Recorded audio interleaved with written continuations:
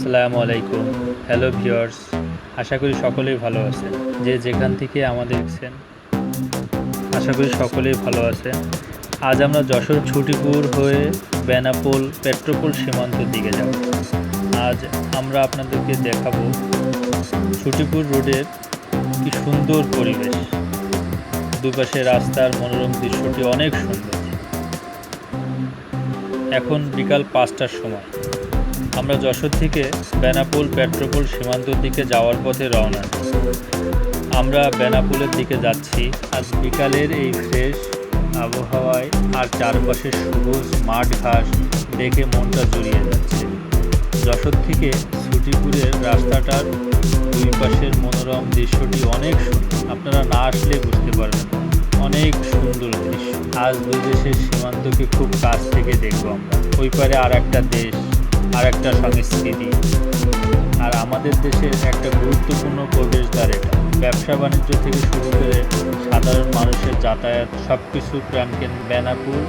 আমার মামুনি আমাকে বলল, বাবা ওই যে দূরে দেখা যাচ্ছে ওটা কি সীমান্ত? আমি বললাম এখনও তো বেশ কিছুটা পথ বাকি। আস্তে আস্তে আমরা সীমান্তের দিকে এগোচ্ছি।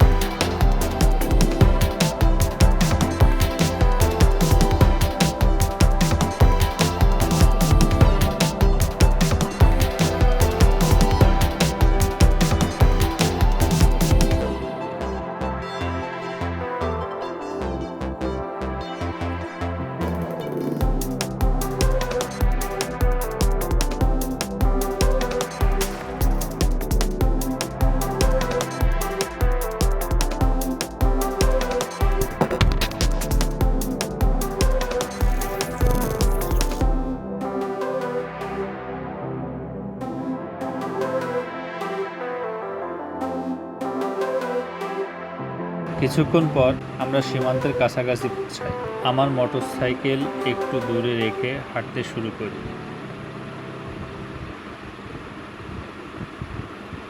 ওই দূরে গেট এবং চেকপোস্টের কাঠামো দেখা যাচ্ছে। এখানে এসে কেমন একটা অন্যরকম অনুভূতি হচ্ছে। এটা শুধু একটা সীমান্ত নয়, এটা যেন দুই দেশের মানুষের জীবন। আর এখানকার সীমান্তরক্ষীদের কাজটাও খুব কঠিন। তাদের নিরাপত্তা ব্যবস্থা বজায় রাখতে হয় দিনের পর দিন।